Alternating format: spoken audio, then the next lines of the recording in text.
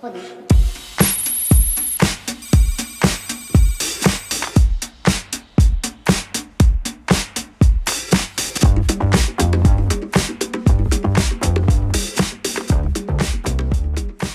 Bienvenidos a esta grabación tan especial de Locura Compartida. Antes de empezar, quiero dar las gracias a todo el equipo de Mafre Cultura por empeñarse en traer la locura aquí, y a mi cómplice Paula Susaeta también, y decir que está capitaneado por Nadia Arroyo y que nos vamos a reparar en la relación o el peso que ha tenido el inconsciente en el desarrollo del surrealismo en general. Entonces, tengo dos superfichajes para hablar de este tema. Por un lado, Estrella de Diego, que es la comisaria de la exposición, que supongo que habréis visto o veréis. Voy a decir unas líneas de los dos currículums extensos de ambas. Estrella de Diego ya conocéis que es ensayista y catedrática de arte contemporáneo de la Complutense. Profesora de numerosas instituciones, entre ellas la New York University, académica de la Academia de Bellas Artes de San Fernando de Madrid. Ha comisariado exposiciones tan relevantes como la representación española de la Bienal de Sao Paulo o Venecia, y otras más en relación a esto como la de Gala o Salvador Dalí. Y ya imagino que la habéis leído mucho como columnista del diario El País y sus libros La mujer y la pintura de la España del siglo XIX y El andrógino sexuado. Por otro lado, Lola López Mondejar es psicóloga, psicoanalista y escritora. Premio de anagrama de ensayo del año pasado, 2024, por su obra Sin relato. Es conferenciante invitada en distintas universidades y asociaciones psicoanalíticas dentro y fuera de España. Y ha publicado ensayos súper recomendables como Invulnerables e Invertebrados, Una espina en la carne, y obras de ficción también como las novelas Mi amor desgraciado o La primera vez que no te quiero, entre otros. Y también la leemos en medios, como a Estrella. Entonces, antes de empezar a indagar en el tema que nos va a ocupar esta tarde, me gustaría preguntaros con qué personaje de ficción os identificáis. Estrella. Pues, si no, yo, menos mal que no hay ningún psicoanalista cerca, pero yo diría que ¿para qué buscar un personaje de ficción si nosotros mismos somos personajes de ficción? O sea, que me identifico conmigo misma como personaje de ficción. Que es bastante duro, por cierto. Pues anda, que si hubiera un psicoanalista cerca, lo que voy a decir yo ya es el colmo. Yo no me identifico con ningún personaje de ficción. Yo querría ser ballena. Ballena, siempre que me preguntan esto, digo, yo quiero ser ballena. Yo quiero ser muy grande, navegar por los mares y como seguramente buceo en el psiquismo humano, pues bucear por los océanos. No sé si te sirve. Moby Dick, pero que no me maten. No, claro que me sirve.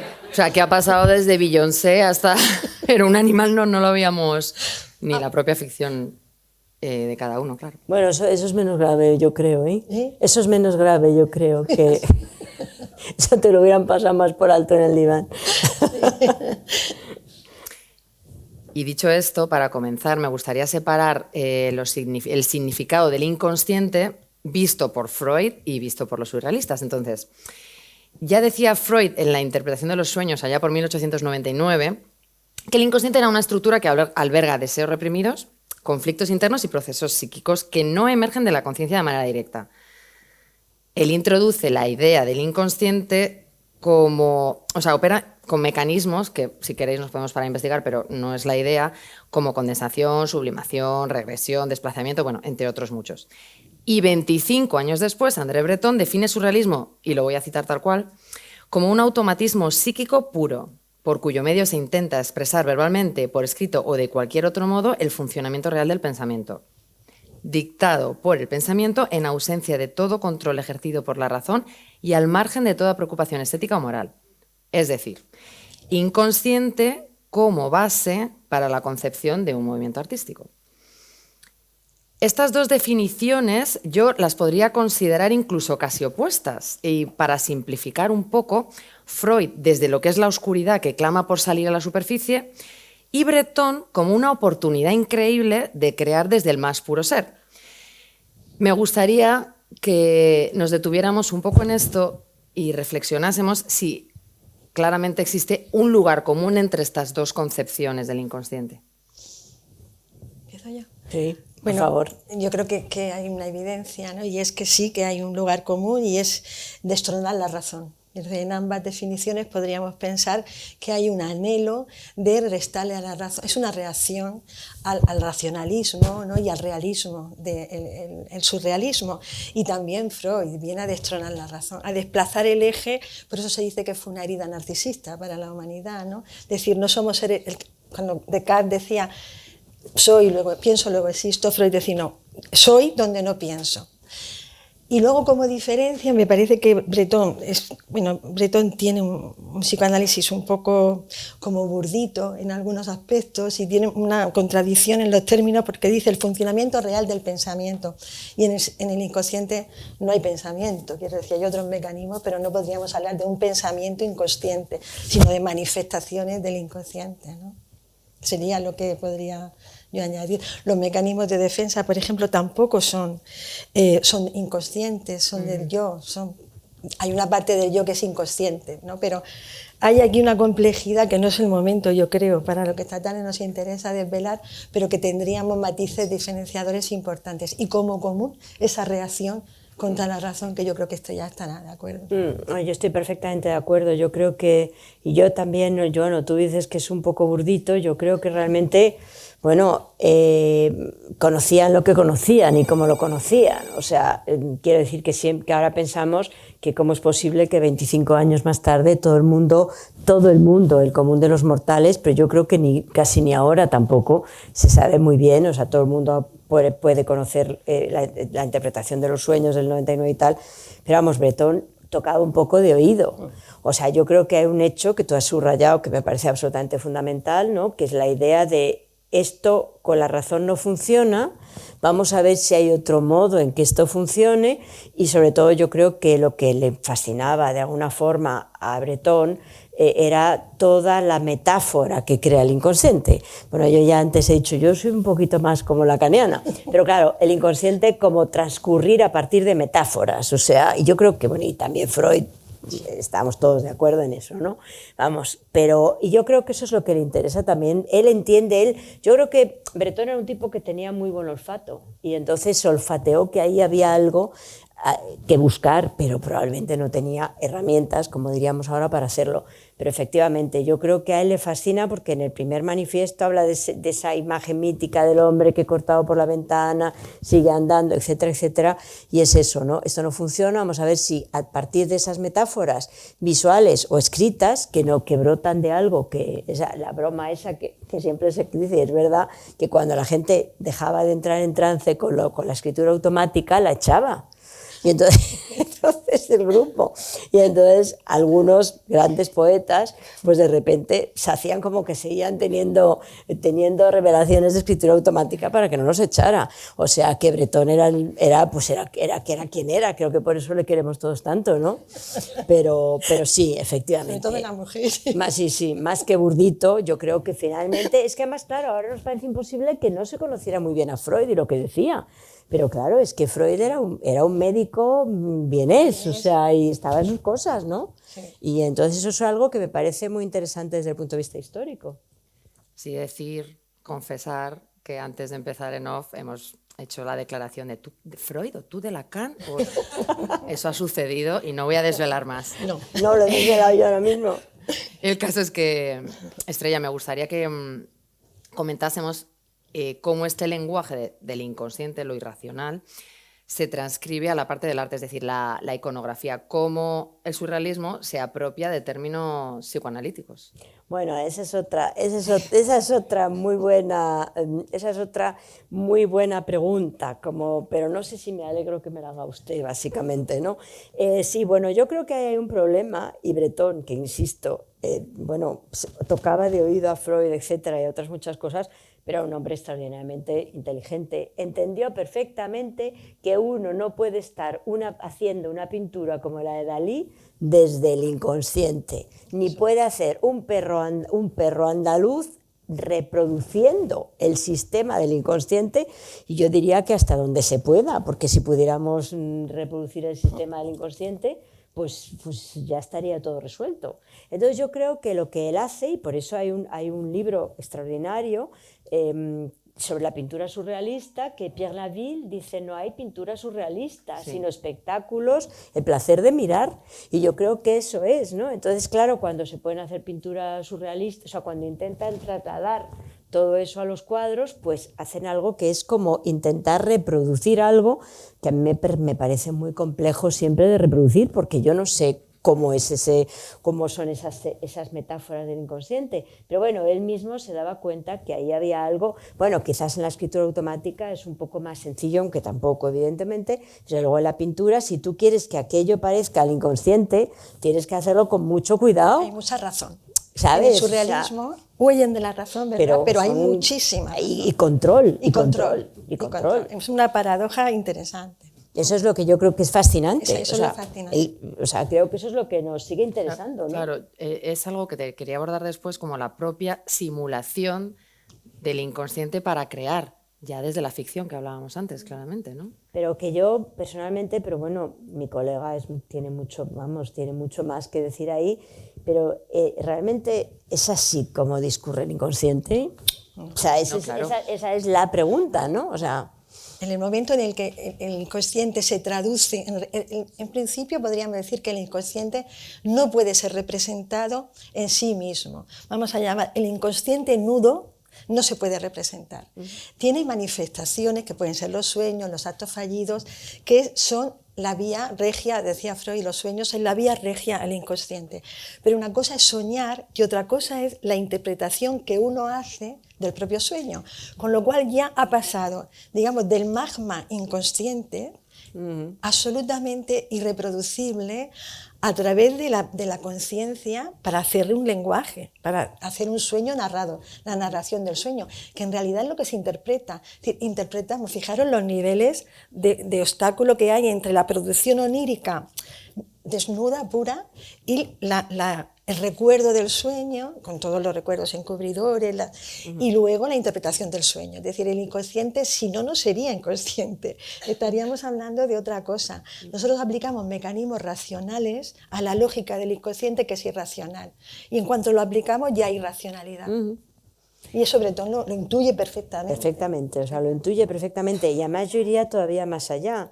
O sea, la idea de que todos esos significados privados, que solo ya nos pasa a todos, nos levantamos por la mañana, bueno, fíjate lo que he soñado, y claro, acabas de contar algo que no tiene nada que ver en realidad con lo que has soñado, porque has transcrito esos significados privados a unos significados públicos también para ti. Para eso luego va uno, se tumba y ahí se resuelven las cosas, que no es ni mucho menos. Entonces Breton intenta decir aquello que no se podía decir, pero claro, me parece, eso es lo que yo creo que nos fascina del surrealismo en general, ¿no? Esos mecanismos de trampa que se ponen a sí mismos. Yo creo que ellos tienen, no sé, me corriges, hay algo en los surrealistas que pasa también, por ejemplo, que me recuerda muchísimo a Clarice Lispector. Ah, sí, sí. En La Pasión según G.H. Y es como el anhelo de absoluto. Hay una búsqueda del absoluto. Cuando busca Artaud el cuerpo sin órganos, o Breton el automatismo, dice el pensamiento real, puro. Fijaros que hay una especie de omnipotencia de que podamos llegar a aprender algo genuino. Y eso no se puede. Entonces sabemos que no, que somos seres de lenguaje, ahí Lacan, nuestro amigo. No, y que estamos atravesados por la cultura, no hay casi nada por fuera de la cultura en nosotros, ¿no?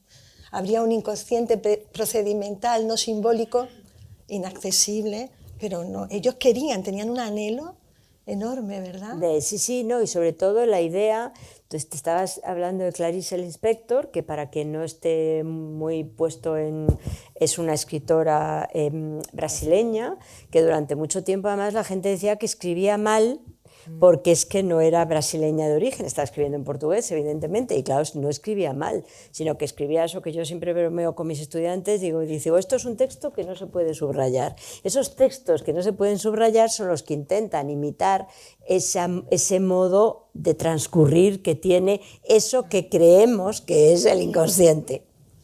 No recuerdo qué obra de Clarice Lispector era, pero era una obra completa sin ningún signo de puntuación. O sea, difícil de abordar, la verdad. Y haces, Estrella, una dicotomía en el texto, creo recordar, lo digo un poco de cabeza, que está un poco por ahí, que es el inconsciente en lo privado y cuando lo haces consciente ya es público directamente, ¿no? O sea, toda esa elaboración.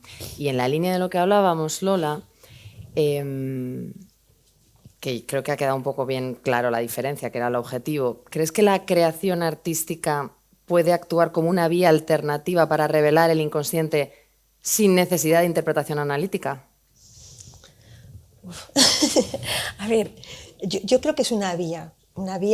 Yo creo que la obra de arte, y ahí estaría Freud y estaría Lacan, es como el síntoma, ¿no? Digamos que es la resultante entre un deseo, una defensa, y que haya algo de producción inconsciente en la obra de arte. Por ejemplo, los caballos de Leonora Carrington, ¿no? Su amor por los caballos, que además estaban en la finca del doctor Morales, donde estuvo ingresada, se hacía épica. Es decir, toda esa cadena, podemos decir, que podemos ir uniendo, se expresa en una obra de arte.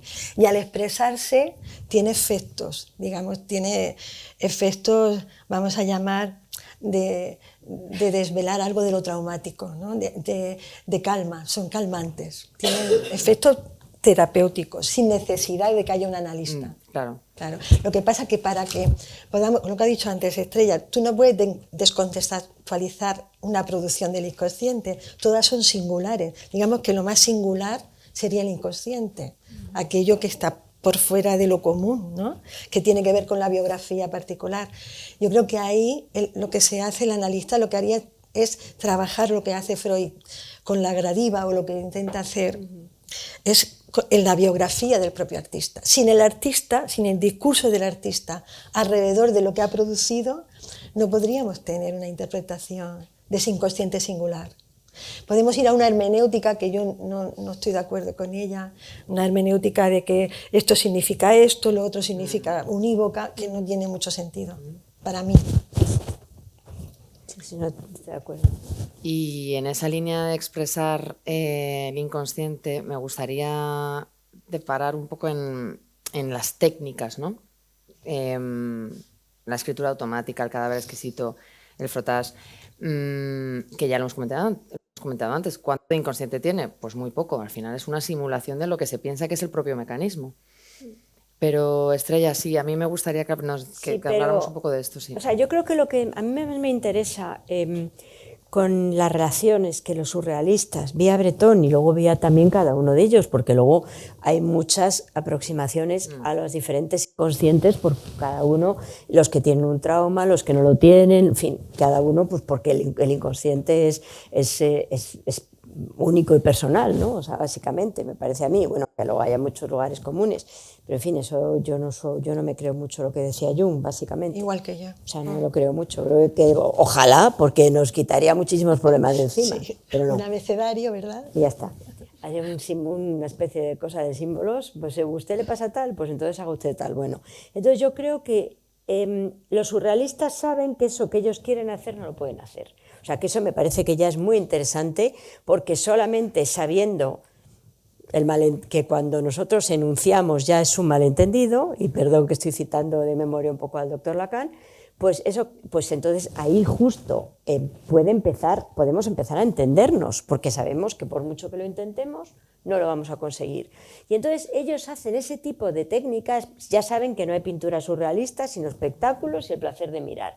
Y entonces ellos van viendo si de alguna manera pueden, yo los veo siempre en mis sueños, siempre sueño con los surrealistas olisqueando cosas, ¿no? Tú querías ser ballena, pues yo los hallo como ratoncillos o tekel, así olisqueando el suelo, ¿no? Olisqueando cosas que les suenan y que deben de estar muy bien, porque era gente toda muy lista, básicamente. Entonces, claro, si haces frottage, pues ahí sí que tú, es lo que quiere el destino que salga en el papel. Si estás haciendo el cadáver exquisito, o sea, ellos van buscando, como es verdad que el inconsciente, pues si son metáforas que no entendemos, que no conseguimos descifrar, entonces yo creo que esas técnicas que ellos hacen surgen, para mí, de la necesidad de intentar ver si hay algún modo de aproximarse a eso que ellos saben que no se van a poder aproximar nunca. O sea, yo creo que ellos lo saben y por eso dan tantas vueltas, o sea, no son de ninguna manera inocentes. O sea, y entonces esas técnicas, claro, si tú estás pintando un cuadro daliniano donde tratas de reproducir la estructura de un sueño, pues ahí no es como si estuvieras pintando, pero si tú de repente haces una cosa y hay azar, ese azar que también está probablemente muy relacionado, no sé qué dice Lola, con este set que tiene que ver con el inconsciente, lo azaroso, los recuerdos, algo que te recuerda algo, etc. Y yo creo que esas técnicas expresan fundamentalmente su deseo de buscar algo, o bueno, la escritura automática, o ese automatismo que yo bromeaba, que cuando el pobre Robert Desnos deja de tener visiones, las finge para que no le echen, por favor, de las sesiones. Entonces, yo creo que eso buscan un modo de llegar a eso que ellos saben que, desde luego, a través de la pintura no están llegando. Aunque nosotros tengamos la sensación delante de los cuadros de Dalí, sí, esto me recuerda a esos espacios que he soñado, ¿no? O recuerda esa película con esos escenarios, esos ojos, pero que son tramoya de Hollywood. Yo quería saber tu opinión, Estrella, porque a mí me parece que hay lo más racional que podríamos entender en los surrealistas, que me parece que no son nada ingenuos, como sería una posición política, ¿no? Muy fuerte, en contra del orden burgués. Totalmente, aunque luego eran burguesísimos. Bueno, ¿cómo no? Es que lo que hace que nos quedemos ahí con ellos es que son la paradoja máxima. Además, sobre todo, estamos hablando del surrealismo, y hay un primer surrealismo de Aragón y Bretón, y hay un segundo surrealismo donde Aragón se va con la política y Bretón se queda con el inconsciente más, ¿no? Pero sí, claro que sí, o sea, tienes totalmente razón. Es como una reacción, ¿no? Como el romanticismo lo fue de la Ilustración y de la razón cartesiana, es una reacción, ¿no? a ese orden burgués de la razón, del todo se hace bien, como se dice, ¿no? En francés hay una palabra, todo tiene que estar ordenadito, y ellos vienen a mover eso, a decir esto así no es. Un poco decepcionados también por lo que había conducido la guerra, la razón también, lo que había traído a Europa, yo creo. Y entonces fíjate ahí el propósito, lo racional que es decir, un propósito militante, abiertamente militante, aunque recurran a la pasión, al amor, etcétera, da igual. Todo muy comentable, digamos, todo muy comentable. Y respecto del azar que comentaba Estrella, respecto del azar que comentaba Estrella, ese elemento para la construcción de obras, ¿cómo lo ves? No, yo creo que el automatismo está en un paralelismo estrechísimo con la asociación libre freudiana, ¿no? Es una de las técnicas de psicoanálisis que Freud le pedía a los pacientes, y le seguimos pidiendo a los pacientes, que hable de lo que le pase por la cabeza, intentando no intervenir, no censurar. Y eso sería el automatismo en la escritura o incluso en el discurso, y las ideas, y en la pintura también, ¿no? Pero claro, incluso la asociación libre, hoy en psicoanálisis, algunos psicoanalistas, la asociación libre nunca es pura asociación libre. Esta es la contradicción, es un anhelo, es como un ideal, ¿no? El ideal es que el paciente hable libremente de lo que pide, pero nunca se produce eso, porque está dirigida. Entendemos que si está dirigida tiene que ver también por algún orden inconsciente, obviamente en una dirección o en otra, pero bueno, de todas formas hay que ser como humilde. Y es que lo que tenemos es eso lo que tenemos, para acceder a lo que está por fuera de la razón. Y no hay otra, porque los humanos somos lo que somos, limitaditos, somos lo que tenemos, ¿no? Y ¿cómo accedemos a lo oculto, podríamos decir, o a los efectos de lo traumático en el cuerpo, ¿no? No hay otra vía. Entonces está bien usar el automatismo y la asociación libre. No, y ellos lo hacen también como, bueno, si no fuera porque Bretón a veces se pasaba, digamos, de autoritario, y pues yo creo que era perfecto, ¿no? Porque además se intentan, o sea, yo creo que lo más interesante es que es como una búsqueda constante de eso, sabiendo que no van a llegar.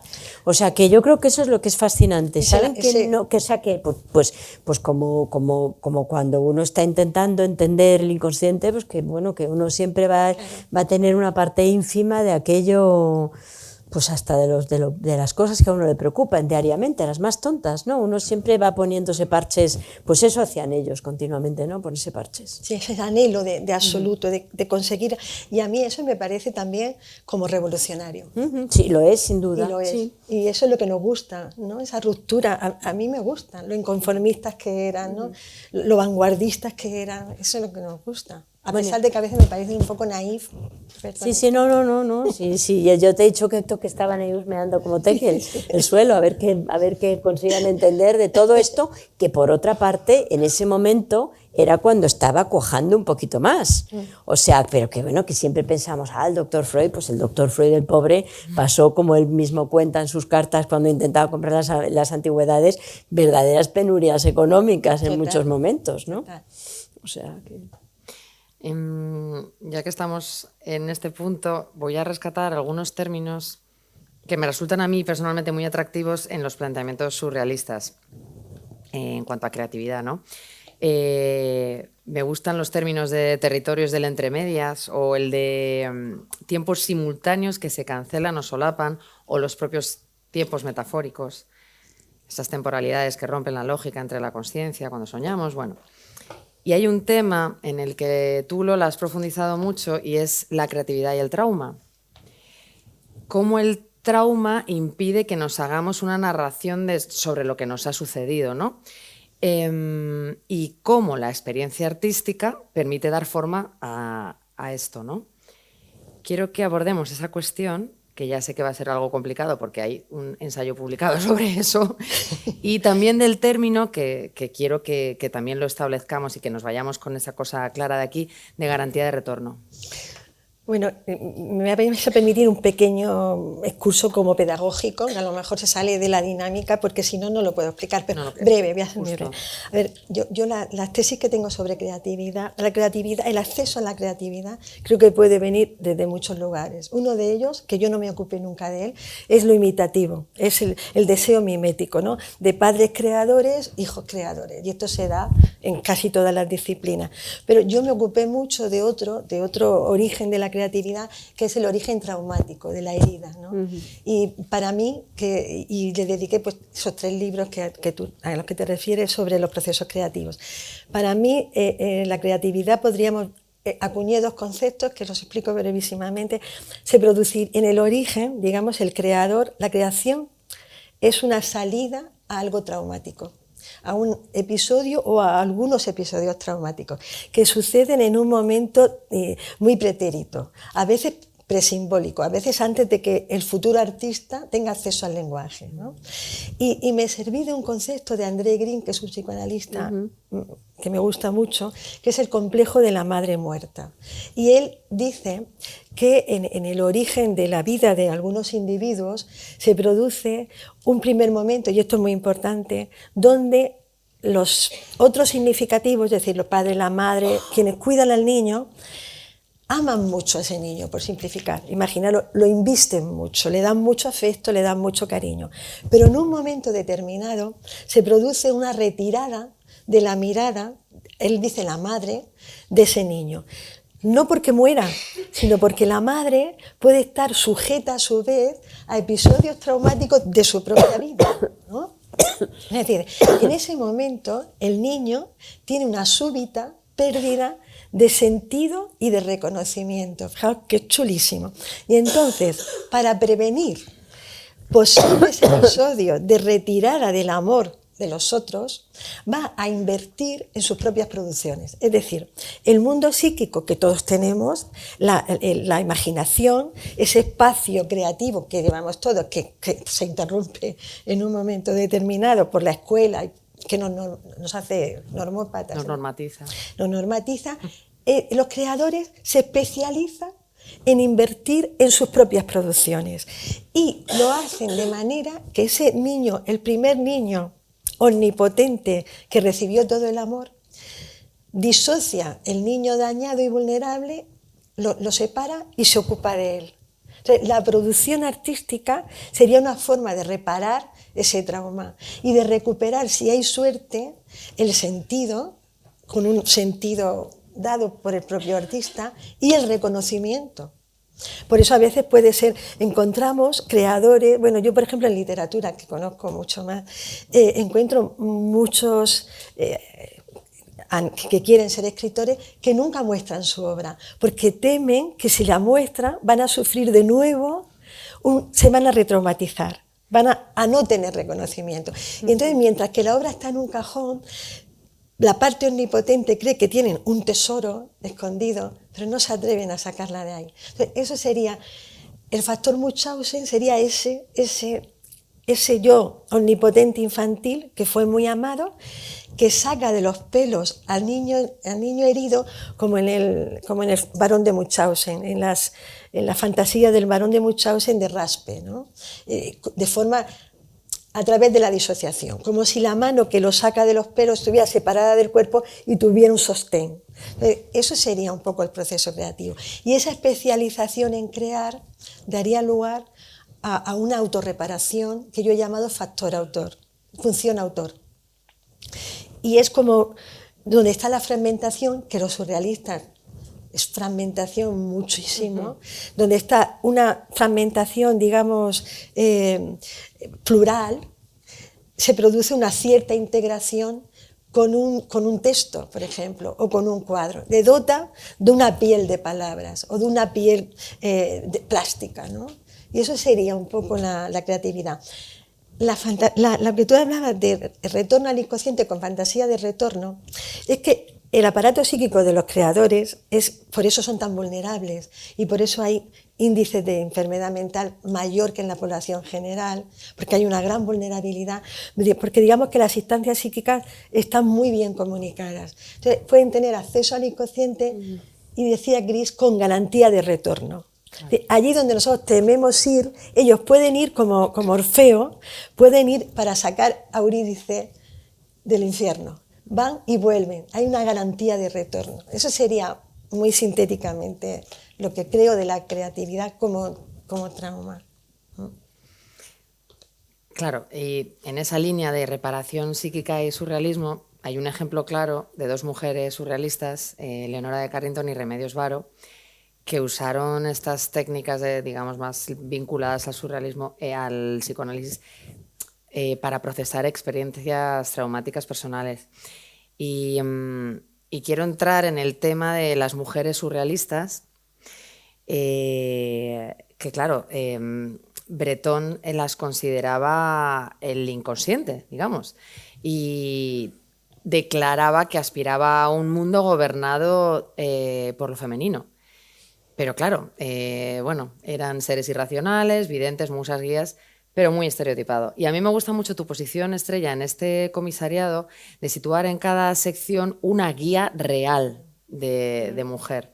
Entonces me gustaría que hablásemos un poco del tema de cómo eran consideradas, cómo ellas actuaban en contra y toda esa convivencia entre ellos. Bueno, yo quiero retomar un poco la idea de Lola de la posición política y yo creo que Breton, insisto, que era muy listo, entendió lo entendió todo de aquella manera, pero lo entendió. Entendió que, o sea, que los hombres estaban, vamos, no había forma de sacar aquello adelante. Tenemos de Rachel Weisz en la exposición un cuadro fantástico en el que Breton está clavando en el corazón a la razón un puñal.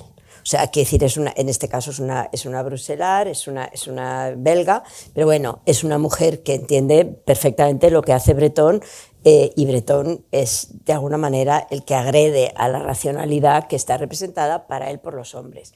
Claro que desde su punto de vista, o sea, él tiene una frase para mí muy desdichada desde el 2024 o desde el 2000 o desde lo que sea, ¿no? Y es que cuando él está hablando en el primer manifiesto del 24, El castillo de los surrealistas, cuenta cada uno, pues supone, no sé qué, cada uno tiene como una característica y luego dice algo así, cito de memoria, y mujeres de incomparable belleza o algo parecido.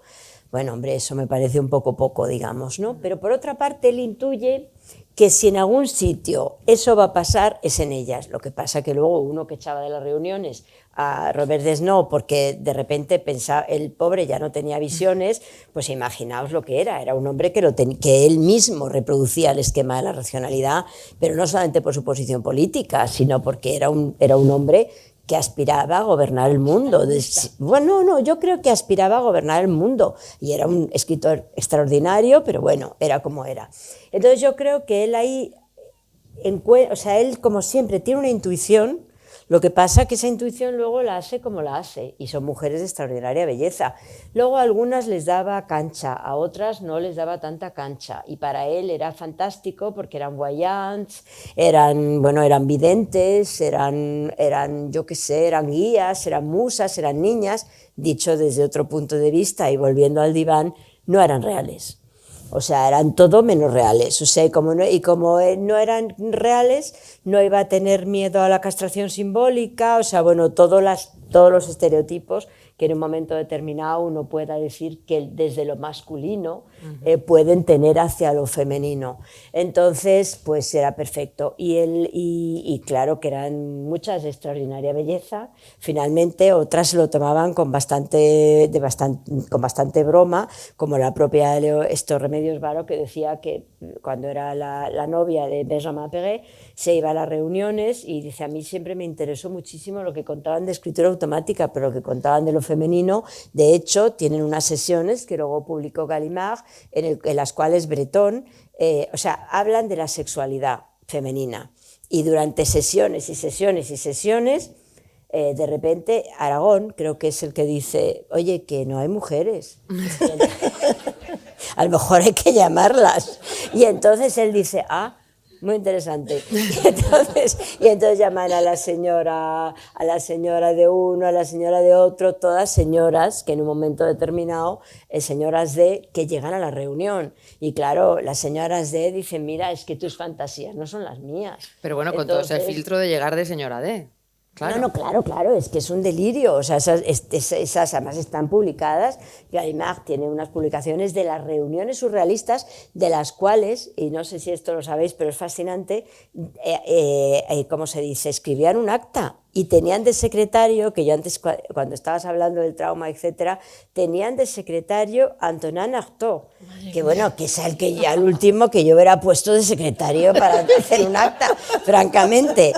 Entonces, adorando a Artaud, y creo que todo eso que tú estabas diciendo todo eso que tú estabas diciendo de llegar al infierno del interior y salir y volver, ese es Artaud, porque ¿cómo se dice?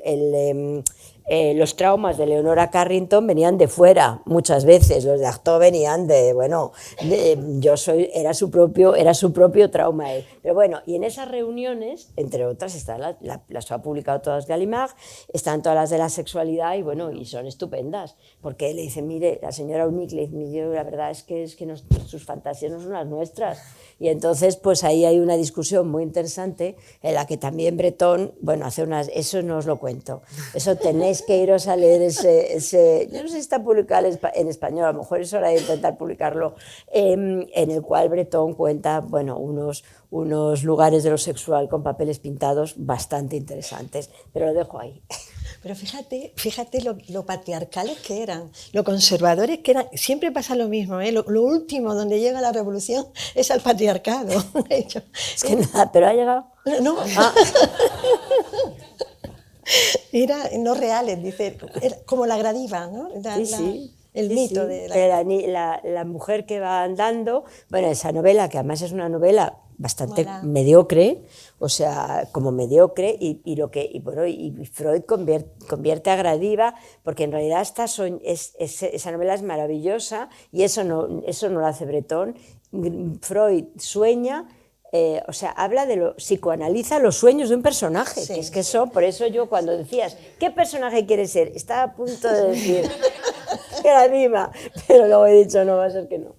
Pero sí, es que es así, o sea, él tenía claro que todo eso, los maniquíes, o sea, míralo y ahí está todo, ¿no? Esas mujeres que no daban miedo. Porque no existían, como tú dices, porque eran puras proyecciones, que es lo que le pasa a Gradiva, ¿no? Que es una pura proyección del hombre. Claro, cuando el hombre proyecta sus ideales en unas mujeres mudas, como Pigmalión y Galatea, pues no tiene conflicto, porque no hay ninguna fricción en ese contacto. En esto era... Sí, bueno, lo que pasa es que él sospechaba que si en algún sitio había una respuesta debía ser ahí. Pero claro, luego efectivamente, si Freud era un médico del siglo XIX, pues Breton era un señor de los años 10-20, o sea que... Fíjate que eso es la naturaleza, es lo típico, ¿no? Las mujeres son, el hombre es el logos y la mujer la naturaleza. Naturaleza, sí, sí. No salen de ahí. Pero hay una pequeña diferencia con Breton, tampoco quería que fueran madres. No quería. No, o sea, la surrealista pura no podía ser madre. Entonces era todo como que, bueno, entonces como de repente decía Lucy Irigaray a Lacan, cuando se declarara la perfecta histérica, y ya ni eso me dejas. Entonces yo creo que ahí está toda esta historia, que él no las quería madres. O sea, no, eso no le va bien. Que no diseñe. Nada, sí, era como solamente, y por eso, claro, había que ponerlas a ellas de verdad. No eran guías, pues que nos guíen. Claro. Lo de que no fueran madres no lo sabía. Sí. No, yo tampoco. Sí, no, y para ellas, y por eso algunas de ellas había un conflicto, digamos, por eso hay todas las historias, bueno, y por muchas cosas más, ¿no? Pero de Gala con Cécile Luard, y luego muchas mujeres como Fini, de repente, que están pintando cuerpos de una madre que está teniendo un hijo, pero no, eso tampoco le gustaba mucho a los surrealistas en general. No vamos a echar todo a Breton, que yo le amo y le leo en fin. Pero bueno, él es la cabeza visible del trauma. Y hablando como del perfil del creador en general, Lola, ¿qué diferencia harías tú entre el psiquismo de un creador y, bueno, es que es una palabra un poco fea, pero los normópatas, o sea, aquellos que siguen las normas sin plantearse mucho más? Sería radical, ¿no? La diferencia entre un psiquismo creador y un normópata es absoluta, podemos decir. Son las antípodas lo uno del otro. No, digamos que esta especialización en las propias producciones que podemos decir desde pequeños tienen aquellos que después se convierten en artistas, los hace sujetos. Tienen una enorme subjetividad, es decir, una producción subjetiva que les permite separarse de lo dado, separarse de lo que René Girard llama deseo mimético, es decir, de esos deseos de los padres que quieren que sean de una manera o de otra, interrogarlos y crear caminos nuevos, ¿no? Caminos muy subjetivados. Y eso, como decía, tiene mucho riesgo, porque muchas veces buscar, por ejemplo, en lugar de la contención de una identidad, poder estar cómodamente o no en una multiplicidad de identidades, ¿no? Cuando decía Walt Whitman, soy muchos, contengo multitudes, ¿no? Los artistas son muchos, contienen multitudes en general, tienen una percepción de sí mismos muy fragmentada, muy múltiple, y eso genera una cierta inestabilidad y bastante angustia. Los normópatas eluden ese destino adhiriéndose a las normas sociales, a lo que hay que ser, a lo que hay que hacer, ¿no? Pero claro, el efecto que tiene esta adherencia, que a veces llega a ser pues muy totalitaria, podríamos decir, identificaciones masivas, es decir, a un rasgo del objeto modelo, y se quedan ahí. El resultado que tiene es una atrofia de la reflexividad, del pensamiento, de la subjetividad extremas, ¿no? Y sobre todo del pensamiento, y los hace muy fácilmente manipulables, porque puedes proponerle modelos y como necesitan urgentemente una identidad, se van a adherir a los modelos que se les proponga. Entonces estarían en las dos. La identidad... Pero luego se relacionan entre sí. Que se relacionan entre sí inevitablemente. Bueno, todos estamos... Claro. Convivimos, normópatas y sujetos más creativos, convivimos, ¿no? Pero nos decía que la identidad, tener una identidad es algo muy consolador, porque reduce la incertidumbre. Y en determinados momentos como en estos, ¿no? que tenemos tiempos oscuros, la ilustración oscura, todo esto, encontrar una identidad firme pues es un seguro, es una garantía de estabilidad, ¿no? Pero claro, es una castración enorme lo que comporta. Y volviendo al tema de la mujer, las vías de exploración, como bien adivinaban ellos, eran completamente distintas y súper enriquecedoras. Entonces, bueno, desde, yo qué sé, desde el impulso erótico de Dorotea Tanning, que es algo más emocional desde lo psicológico, hasta, bueno, la alquimia, la alquimia, el tarot, el esoterismo, el propio cuerpo, ¿no? de la mujer. Me gustaría que habláramos un poco de esto. Bueno, mientras estaba hablando Lola, yo me estaba acordando de otra obra maestra de Breton, con el cual ya se ve que estoy siempre en paradoja Conectada. constante, sí. Porque Breton es muy buen escritor y Breton es una mente lucida desde muchos puntos de vista. Y un hombre de 1924 probablemente también, colonial, heteronormativo, en fin, bueno, pues todo eso que podemos decir desde el punto de vista contemporáneo, claro. ¿No? Entonces me estaba acordando de esa novela maravillosa, Nadja, que en un momento determinado Nadja es una persona que acaba en un manicomio de entonces, ¿no? En una casa de salud.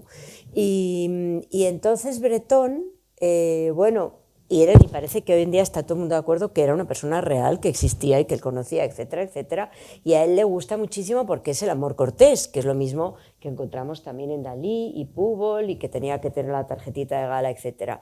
Y entonces hay una frase tremenda, bueno, y le regañaba muchísimo Jacqueline Lambert, que no la llamaba y que qué tal está y que qué pasa con Nadja, etcétera, etcétera. Y hay una frase que parafraseo, me tenéis que perdonar, que dice, bueno, se entera que está en el manicomio, que bueno, pero para Nadja es lo mismo estar dentro que fuera. Entonces, claro, esa idea de que ella está como por una parte supuestamente tan fuera de lo consciente, por así decir, que no se va a dar cuenta de lo que está pasando, pues habla un poco de esas implicaciones de cómo Breton se tomaba bueno, el pensamiento diferente, locura, como cada uno quiera decir, que yo creo que loca evidentemente no estaba, probablemente era una mujer como tantas, como le pasó por ejemplo a Carrington, ¿no?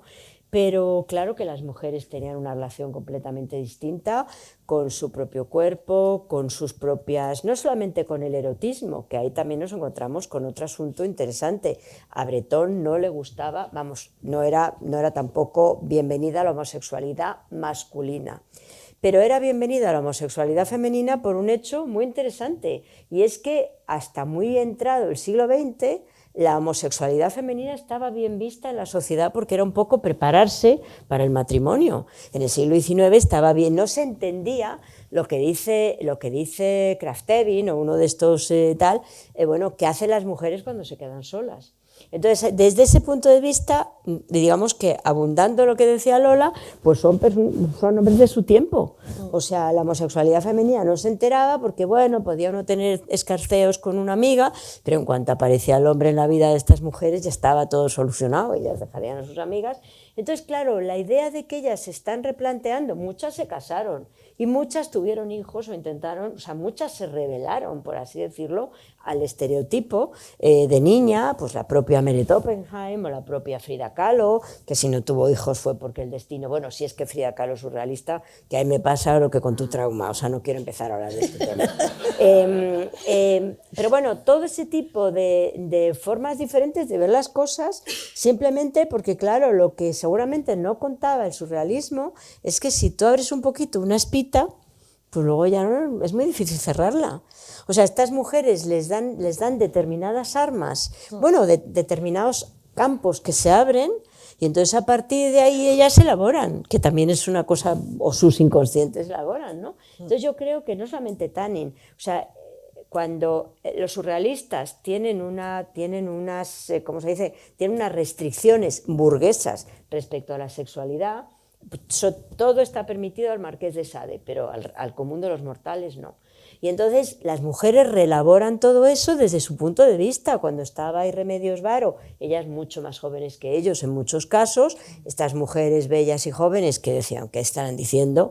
Y entonces, claro, todo ese tipo de historias abren la espita y ellas empiezan a elaborar cosas que, bueno, que cuando vemos a Remedios Varo realmente nos damos cuenta que todo eso que pasa más tarde, aunque algunas obras son de los 40, eso no pasa en un momento, eso pasa en muchos años de elaboración, ¿no? O a Carrington, hablando de los dos ejemplos que tú ponías, pero sí, la sexualidad de los surrealistas y de las mujeres surrealistas es tan clara como que de repente Hans Bellmer hace unas muñecas a las cuales le ayudaba Ulrika Zurn, que es su mujer, una estupenda escritora que también decían que estaba loca y la internaban, etcétera, otro de tus casos, y entonces no les ponía cabeza. Y las mujeres, vamos a ver cómo, ¿por qué no vamos a poner a la gente cabeza? La tiene, ¿no? Entonces yo creo que ahí hay una historia de que, bueno, como pasa muchas veces, la historia se va de las manos. Ellas tenían un modo diferente de ver las cosas, las dejan una rendijita abierta, ¿no? Como diría Foucault, y por ahí pues va entrando todo lo que a lo mejor no debe haber entrado. Y eso es lo que me parece fascinante y es otra contradicción y es lo que, por eso yo creo que el surrealismo pues seguimos dando vueltas a qué demonios estaba esta gente pensando, ¿no?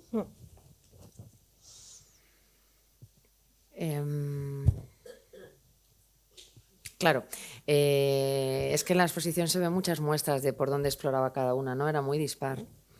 Pero igual que cómo exploraba cada uno. Sí, pero estaba más marcado, ¿no? ¿No te parece? No lo tengo tan claro. O sea, ¿qué tenía que ver Dalí con Tanguy? Bueno, sí estaban hablando del paisaje del sueño, pero eso es como decir poco, ¿no? Lo que pasa que yo creo que en ellas hay como si dijéramos, bueno, en los hombres hay una voluntad de estilo, está claro, porque todo artista tiene su voluntad de estilo, como muy bien nos estaba contando Lola. Pero yo creo que las mujeres, no lo sé, y Lola seguro que da una idea más clara sobre esto. En las mujeres la voluntad de estilo transgredía la propia voluntad de estilo, estaban buscando algo más importante probablemente, ¿no? Sí, yo creo que hay una diferencia ahí muy interesante, creo, y es la de los conceptos de ansiedad de la autoría y ansiedad de la influencia, que me parece que traídos aquí, en esto que dices, Estrella, son muy explicativos, no son fértiles, porque los hombres vienen ya de una tradición, tienen una genealogía, ¿no? Como otros pintores anteriores a ellos, larguísima, en el caso del surrealismo ya larguísima. Y ahí el miedo es a copiar, a heredar de los padres, ¿no? De los padres en el arte que ejercitan, a heredar y no diferenciarse. Entonces, tener un estilo es algo fundamental. La ansiedad es ansiedad de la influencia, no quieren tener esa influencia. Mientras que en las mujeres, como no hay un yo muy constituido todavía, que se va constituyendo, como decías tú, en ese agujerito que les dejan, se va constituyendo poco a poco a medida que la obra va avanzando, la ansiedad es, ¿puedo yo crear? ¿Qué puedo crear? Y yo creo que el estilo es subsidiario, queda en un lugar muy secundario. Me parece a mí, ¿verdad? Yo creo que sí, que tiene que ver con eso. Yo creo que ahora, a lo mejor que ya que tenemos una genealogía en las distintas artes, ¿no? En pintura, en escritura, esa ansiedad de la autoría ha disminuido mucho y que una mujer cuando aborda un arte ya busca más, como de alguna manera se podría haber masculinizado en la búsqueda de un estilo, porque ya está segura de quién es y de lo que quiere contar, de alguna manera, no es universal, pero de alguna manera, por lo menos históricamente me parece que hay un avance importante. Y sobre todo yo creo que también, pero fíjate que aún las mujeres, o sea, yo creo que hay por parte de algunas artistas, ¿no? Estaba pensando, por ejemplo, en O'Grady, un deseo de buscar otras genealogías. O sea, las mujeres ahora están en la búsqueda de otras genealogías que no sean las genealogías de los hombres impuestas, digamos, claro, que han sido siempre las genealogías masculinas. Claro. Pero además, en este caso, suma eso toda la presión de ese inconsciente que las dicen que tienen que manejar en eso que están haciendo, ¿no? O sea, porque evidentemente ellas están ligadas al surrealismo, les interesa mucho lo que cuentan en esas reuniones sobre los poetas y Breton, etcétera, sobre esa idea, digamos, de llegar a las cosas de otra manera, por así decirlo, y entonces se juntan los problemas generales, los suyos propios, y el resquicio. Y entonces ahí hay algo que están buscando, porque luego sí tienen unos estilos muy, muy específicos, Sí. pero que son los estilos específicos que, es que no quiero utilizar la palabra problema porque no es un problema, Biográficos. sí, eso. ¿Podrían ser biográficos? Biográficos o bueno, Más biográficos, quizá, sí, que no- o no sé. en algunos casos sí muy biográficos y sobre todo también a veces hablando de lo que supuestamente no tenían que hablar. O sea, en algunos casos, o sea, Más transgresores. sí, bueno. Vamos a ponerle palabras. Transgresores, sí. Le ponemos palabras. Pero es que, fíjate, es que claro, aproximarse a eso que hacen no es tampoco fácil a través de lo que hablamos, ¿no? O sea, es como algo que va como navegando de alguna manera, ¿no? Como en esos barquitos que siempre pinta Remedios Varo, que sí que es claramente biográfica. Pero yo estaba pensando en otros casos que a lo mejor no son tan biográficos. Pero bueno, ellas están intentando todo eso que les han contado. Dicen, sí, pero no es como me lo han contado, es de otra manera. Yo lo vivo y lo bebo de otra manera. Sí, sí. Entonces vamos a ver cómo yo reelaboro todo eso y yo creo que eso es lo que es interesante. O sea, que claro que les interesa lo que les están contando, además lo dice Remedios. Yo estaba ahí sentada y decía, me interesan esto que cuentan los femeninos, qué pesado es, pero qué interesante la escritura automática, porque claro, eso era como eso que antes estaba reducido a un sector muy pequeñito, pues llegaba probablemente a lo mejor, Lola, en eso que tú estabas hablando de los artistas, claro, si los artistas quieren hacer esa transgresión o quieren salir y entrar de los propios infiernos como Artaud, claro, que alguien les diga que eso se puede hacer, debió de ser un hallazgo para todos. Claro. ¿No? Eso sería, por ejemplo, la ansiedad de la autoría. Le autorizan a que eso lo pueden hacer. Y yo creo que las mujeres ahí tenían un papel, era más difícil para ellas autorizarse, porque no tenían una historia previa de un modelo de mujeres artistas que se hayan utilizado, que se hayan autorizado, eran muy poquitas. Entonces, creo que sí, que alguien les diga. Y estaba pensando antes cuando hablabas, y te lo quiero preguntar, porque estaba pensando, fíjate, en la sumisión, en alguna... hace poquito, no sé si lo habréis visto, es que no recuerdo, tengo una memoria de pez, un cantante que ha salido mucho en la prensa, que ha sacado a su mujer desnuda en 2 ocasiones. ¿Lo habéis visto? Que a mí me ha parecido una cosa... De verdad que me ha golpeado muchísimo, como muy obscena, ¿no? Porque, no por la desnudez, sino porque me parecía que ella era sumisa. Y a veces y fíjate, como estábamos pensando nosotras en todo esto, digo, habría algo de ese tipo de sumisión, ¿no?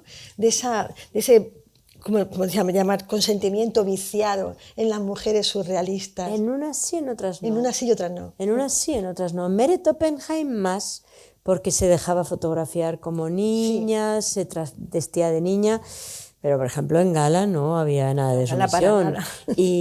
Pero no es porque, y entonces como no había sumisión era mala, pero por ejemplo Remedios no, bueno, Remedios mantuvo muchos años a un poeta, a Benjamin Péguet, pero en fin, eso son cosas de la cotidianidad de las parejas, o sea, eso no creo que tenga que ver con la sumisión.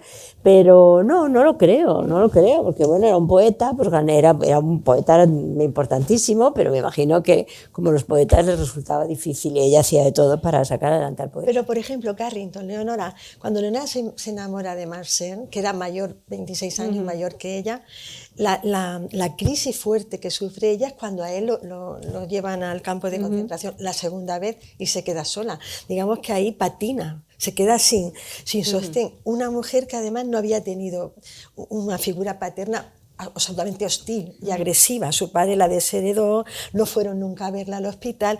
A mí me parece que ahí sí que había como una especie de sumisión infantil, ¿no?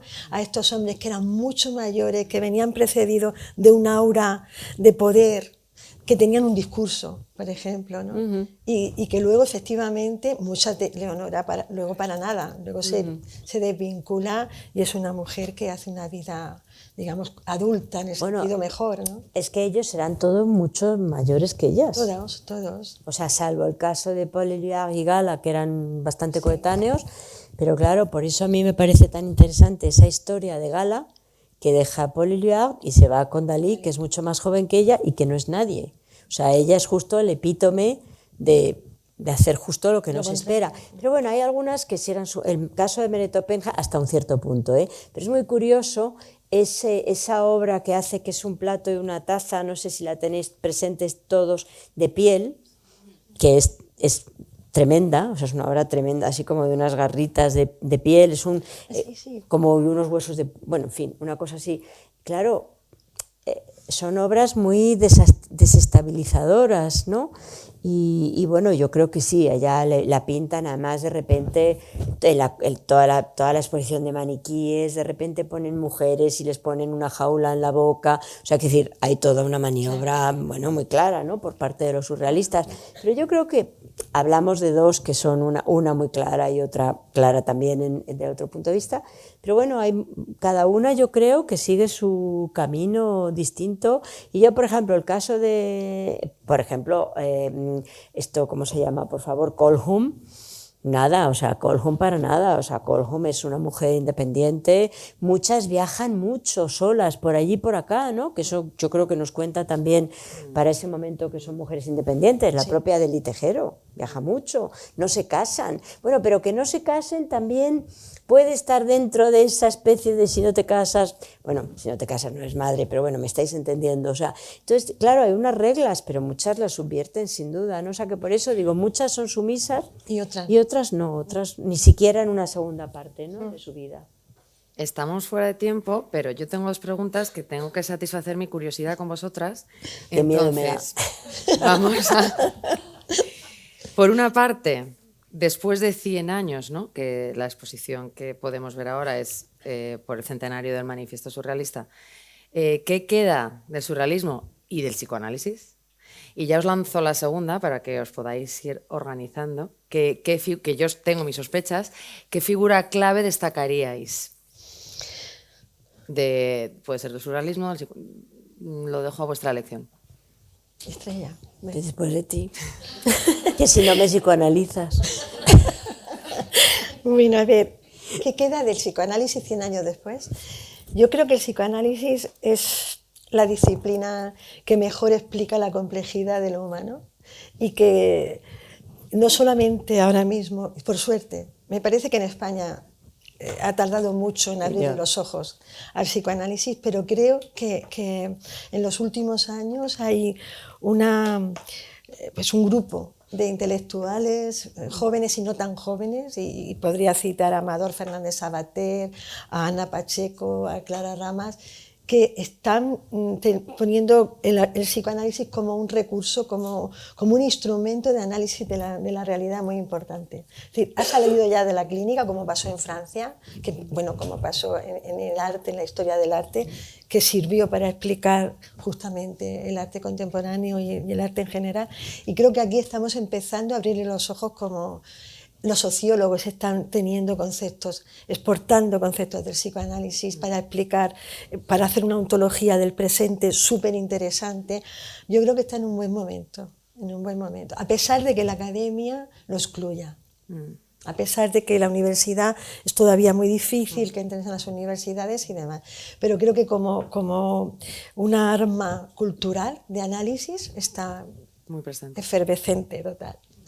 Sí. Bueno, yo creo que queda mucho más del psicoanálisis que del surrealismo, básicamente, ¿no? El surrealismo yo creo que es una palabra de todas las vanguardias, si os fijáis, o sea, incluso una vanguardia como el impresionismo, pero el surrealismo es una palabra súper lexicalizada, o sea, todo lo que parece loco, raro, no sabemos cómo categorizar, es que es muy surrealista, es que Perenganito es muy surrealista, es que es muy, las situaciones son, eso y lo minimal, una casa muy minimal, una comida muy minimal, dos vanguardias se han lexicalizado con la misma suerte estas dos, pero claro, yo creo que el psicoanálisis, no en España, que no sé si es verdad, pero a mí me contaba un día una persona que estudia psicología que no les hablaban en la carrera ni ya no de Lacan, sino de Freud, que es todo conductismo, que es todo Gestalt, que es todo y a lo mejor Jung, que de todo en esta vida.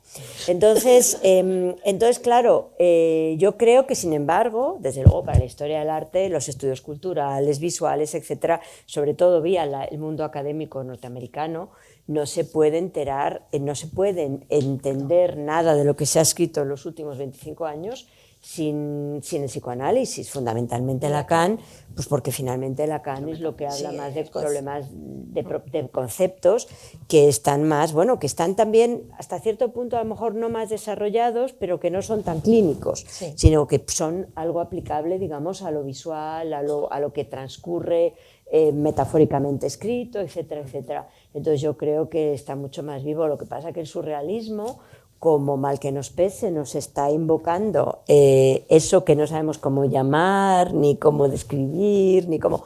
Bueno, y sobre todo porque se ha lexicalizado, porque tuvo una fortuna crítica, a lo mejor porque se estaba basando en el psicoanálisis, pero vamos, quiero decir que si mañana el psicoanálisis no está, ¿qué hacemos? Pero sin el surrealismo, casi después de que hayáis visto la expo, podríamos vivir 100 años más tarde sin el psicoanálisis, mucho más complicado, porque... No podríamos entender el mundo. O sea, yo creo que está claro. Y desde luego no podríamos entender la producción de la historia del arte fundamentalmente a través del mundo académico norteamericano en los últimos años. O sea, que bueno. Pues ¿Y sobre vuestra figura? Ahí te toca a ti primero, venga. No, que te yo no, porque voy a buscar una un poquito... Melanie Klein, una mujer, el doctor Lacan, lamentablemente. ¿Lacan? Sí. Ay, sí. Yo amo a Lacan. No, es broma. No, una mujer, Melanie Klein, sí, ¿por qué bueno, no? Sí. Rudinesco, Elizabeth Rudinesco, me gusta. Yo se me imaginaba diciéndome las dos Gala, ¿eh? Pero si nos has dicho psicoanalítico. No, he dicho de figura. cualquier... Sí. En general. En Claro, general. claro. Bueno, Ay, yo entonces quería- el espectro... He dicho figura, ¿no? No, yo no. Claro. Os habéis ido ahí Yo con que- un automatismo las dos al psicoanálisis. no. Es que estar sentada con una psicoanalista es que Impone. impone. A ver qué he dicho, a ver cómo se Pero interpreta. yo querría cuando era pequeña ser Margaret Mead. Sí, ¿verdad? Pues mis aspiraciones son mucho más modestas. Yo me gustaba ser la señora Fletcher. ¡Ay, yo sea, también! Me Estar encanta, me escribiendo encanta. novelas de misterio, sí, que además sí. venden mucho más que lo que escribo, francamente, y además le permitía, en un mercado norteamericano, o sea, con mucho público, que le permite estar hoy en Minnesota, mañana en Wisconsin, o sea, mi ideal era Pero la yo señora viajaba, Fletcher. tú estabas ahí y yo iba por ahí. Pero es a que los yo, trópicos, es no. que yo sin estar en el ordenador no me veo. Oye, pues muchas gracias a las dos. Gracias a ti. Gracias. Ha sido una maravilla, gracias.